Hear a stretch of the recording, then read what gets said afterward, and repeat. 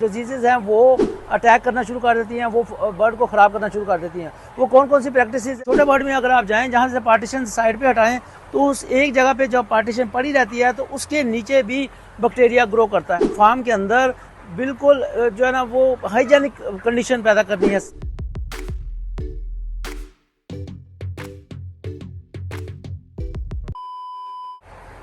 हाँ जी, अब हम आ गए हैं उसके अंदर। आज हम बात करते हैं बैक्टीरिया लोड के बारे में। बैक्टीरिया जो है वो फार्म के अंदर उसका लोड बढ़ता है। छोटी छोटी प्रैक्टिसेस हैं, उसमें आपका बेनिफिट बहुत ज़्यादा है। ये हमारी रूटीन वर्क है। इसमें ये नहीं कि बहुत कोई जो पेचीदा बात है, ये पेचीदा बात नहीं है, ये रूटीन वर्क है। इसमें रूटीन वर्क को ही आप अपनी सफाई निफ्स ईमान है उसी को आपने लेकर चलना है, तो आपका बैक्टीरिया लोड कम आ जाना है। जैसे जैसे बैक्टीरिया लोड फार्म का बढ़ता है उसी तरह जो दूसरी डिजीज़ हैं, जो अपॉर्चुनिटिक डिजीज़ हैं, वो अटैक करना शुरू कर देती हैं, वो बर्ड को ख़राब करना शुरू कर देती हैं। वो कौन कौन सी प्रैक्टिसेस हैं? छोटी छोटी प्रैक्टिसेस हैं, जैसे जहाँ अगर आपने एक दफ़ा पानी पी लिया तो उस गिलास को धो के रखना है डेफिनेटली। अगर बर्ड जो पानी पी रहा है, बर्ड पानी पी रहा है निप्पल के साथ, तो निप्पल को आपने किसी जो है ना उसको साफ़ रखना है। उसको क्लोरीन से जो है ना साफ़ करें, निप्पल को भी साफ़ करें, अपने उसको भी साफ़ करें, कप को भी साफ़ करें, कॉलियों को। बल्कि हम चलते हैं उधर, चलते हैं जाके हम आपसे जो है ना आपको दिखाते भी हैं। आ जाए, ये देखें, ये साहब वाश कर रहे हैं, तो इसको आपने कैसे क्या कर रहे हैं दिखाइए जी ज़रा। ये इन्होंने पकड़ा हुआ है जो है ना वो फोम सा है, इसको क्लोरीन इसके अंदर डाली हुई है। क्लोरीन के साथ ये पहले कॉली साफ़ करें, जो इन्होंने साफ़ कर लिया वो दिखाते हैं आपको। ये देखें, ये साफ़ कर लिया। अब इसको चेक करने का तरीका क्या है कि ये क्लीन मतलब नज़र आ रही क्लीन, इस तरह चेक करनी है आपने कि आपके कॉली के अंदर यूँ आपने हाथ के साथ चेक करनी है कि चिपचिपाहट ना हो, जो मतलब मुलायम चीज़ कोई ऐसी फील ना हो जिसमें जो है ना ये फंगल चीज़ें जो है वो जो है ना इसमें अंदर कोई ऐसी चीज़ पैदा हो रही है। सफाई का मतलब ये नहीं कि इसमें लिटर नहीं है या ऑर्गेनिक मटेरियल नहीं है, नहीं। सफाई का मतलब ये है कि इसको आपने चिपचिपाहट नहीं पैदा होने देनी। इससे जब चिपचिपाहट पैदा होगी तो ये बैक्टीरियल लोड, इनका आपस का बैक्टीरियल लोड जो है ना बढ़ेगा, तो फिर दूसरी बीमारियाँ जो अटैक करेंगी। उसके बाद आम नॉर्मल सी रूटीन है एक कि जो फार्म के अंदर हम 5-6 दिन का बर्ड है या 10 दिन का या 15 दिन का, तो कुछ कोई प्लेट एक्स्ट्रा आई तो वो उठा के हमने पिलर के ऊपर रख दी। जैसे ये देखें, ये आपको नज़र आ रही है, ये देखें, ये प्लेट आपको नज़र आ रही है ना, प्लेट वहाँ पे ऊपर पड़ी हुई है। अब ये प्लेट हमने रखी थी, फ़िलहाल तो हमने सिर्फ आपको दिखाने के लिए रखी है। ये नहीं कि टीम गंदी है, नहीं टीम अच्छी है, सारी टीमें इधर नहीं कर दियाँ। लेकिन आम नॉर्मल रूटीन में हो जाता है कि प्लेट रख दी, अब वो प्लेट यहाँ पे पड़ी रही, इसके अंदर हवा की क्रॉसिंग नहीं हुई अच्छी तरीके से, मतलब प्लेट को हवा तो नहीं पड़ी ना ऊपर से या अंदर से। अब वो वहाँ पे ऐसी कंडीशन पैदा हो जाएगी कि वहाँ पे बैक्टीरिया की कॉलोनीज बन जाएंगी और वो ग्रो करेंगी तो आपको पता है बैक्टीरिया जो हवा में उड़ सकता है और वो आपके बर्ड को ख़राब करेगा। उसके बाद एक छोटी सी प्रैक्टिस और देखते हैं, आइए उधर चलते हैं।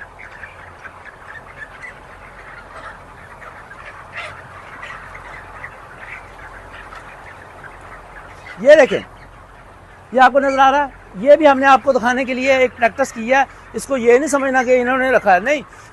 आपने आम नॉर्मली तौर पे रखा, मतलब इस तरह रख दिया, एक्स्ट्रा फीड डालने के लिए, मैनुअल फीड डालने के लिए रखा, और वो 4-5 दिन यहीं पड़ा रहा।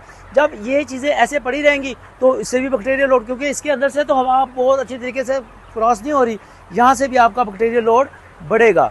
अच्छा, उसके बाद और क्या प्रैक्टिसेस हैं? और हैं कि कोई चीज़ आपके अंदर फार्म के अंदर आपने चारपाई लगा ली, उस चारपाई के अंदर मॉइस्चर ज़्यादा इकट्ठा हो गया और वो मॉइस्चर इतना ज़्यादा हो गया कि आपको फील होना शुरू हो गया, और जब फील होगा तो उसका मतलब यही है कि वहाँ पे भी बैक्टीरिया जो है ना वो ग्रो कर चुका है। आपने अपने अंदर जो फार्म के अंदर बिल्कुल जो है ना वो हाइजेनिक कंडीशन पैदा करनी है, सही रखनी है।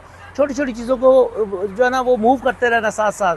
आप ये तो बड़ा बर्ड है, छोटे बर्ड में अगर आप जाएं जहाँ से पार्टीशन साइड पे हटाएं तो उस एक जगह पे जब पार्टीशन पड़ी रहती है तो उसके नीचे भी बैक्टीरिया ग्रो करता है वहाँ से, क्योंकि पार्टीशंस के नीचे आपकी हवा गुजरती नहीं है। जब गुजरती नहीं है तो वहाँ पे भी ऐसी कंडीशन पैदा हो जाती है।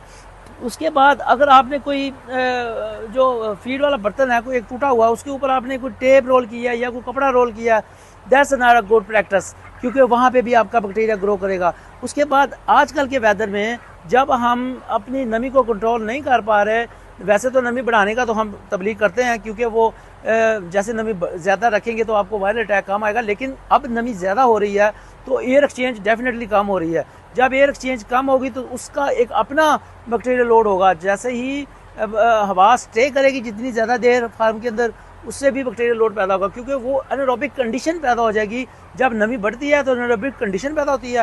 وہ کیا ہے کہ آپ کا برادہ کسی جگہ سے تھوڑا سا گیلا ہو گیا اور وہاں پہ وہ پروڈکشن ہو رہی ہے، وہاں سے ہوا اتنی ہے نہیں، کیونکہ جب باہر نمی بڑھتی ہے تو اس کے اندر نمی ہولڈ کرنے کی جو کیپیسٹی ہے وہ بہت کم ہو جاتی ہے. اور وہ کون کون سے بیکٹیریا ہیں اس کے بارے میں بھی ہم ذکر کرتے ہیں. آئے ہم آپ کو آج ڈاکٹر محمد علی صاحب سے جو ہے نا وہ ملاقات کرواتے ہیں، ان سے ملتے ہیں. السلام علیکم ڈاکٹر صاحب.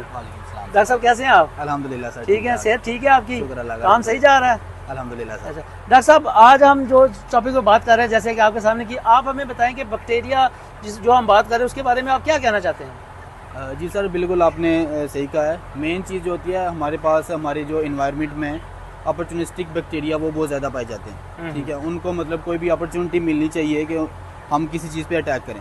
ان میں جو سر فہرست اسٹریپٹوکوکس ہیں اور ایک اسٹیفائلوکوکس، ٹھیک ہے، اور ایکولائی بھی اسی کیٹیگری میں آتا ہے. یہ اپرچونسٹک بیکٹیریا جو ہی ان کو کوئی اپرچونٹی ملتی ہے کہ ہم کسی چیز کے اوپر اٹیک کریں، جیسے یہ ورڈ کی گٹ کے اندر بھی موجود ہوتے ہیں، نارملی موجود ہوتے ہیں، لیکن جو ہی ان کو کوئی اپرچونٹی ملتی ہے تو یہ اٹیک کرنا شروع کر دیتے ہیں. ایسے ہی جیسے آپ نے بتایا کہ ابھی جو ہماری ہائی ہیومیڈیٹی ہے، ٹھیک ہے، اور ہمارا ٹمپریچر بھی اندر کا باہر کے ٹمپریچر سے زیادہ ہوتا ہے، ٹھیک ہے، تو اینروبک کنڈیشن یہ پیدا ہو جاتی ہیں، تو جس کی وجہ سے یہ بیکٹیریا اور زیادہ گرو کرتا ہے. تو جیسے آپ نے بتایا کہ ہمیں ان چیزوں کے بارے میں بہت زیادہ خیال رکھنا چاہیے، اور یہ جو اس طرح کے بیکٹیریا ہمیں آگے جا کر بہت زیادہ یہ ڈیزیز کا کاز کرتے ہیں. بہت شکریہ ڈاکٹر صاحب، تھینک یو ویری مچ. اللہ تعالیٰ آپ کو خوش رکھے. Thank you very much. جی یہ چھوٹی چھوٹی پریکٹسز ہیں، اس میں یہ نہیں ہے کہ بہت بڑی بات کر رہے ہیں ہم کوئی بہت پیچیدہ بات کر رہے ہیں یا کوئی نئی سائنس لے کر آئے ہیں، نہیں ایسا کچھ نہیں ہے. روزمرہ کے کام ہے. جب عام لفظ بولا جاتا ہے کہ کام تے چڑھ کے رہنا، وہ مطلب کی ہے؟ وہ مطلب یہی ہے کہ ہم نے جو نئی اسٹڈی آئی ہے، جو ویٹنرین ہمیں بتا رہے ہیں، جو ہمارا کنسیپٹ ہے، جو ابراہیم پولٹری ٹریڈر کا کنسیپٹ ہے، جو ڈاکٹر حبیب صاحب کا کنسیپٹ ہے، حبیب الرحمان صاحب chairman of IPT، the supervisor is the mother of the form and the doctor is the CEO of the form.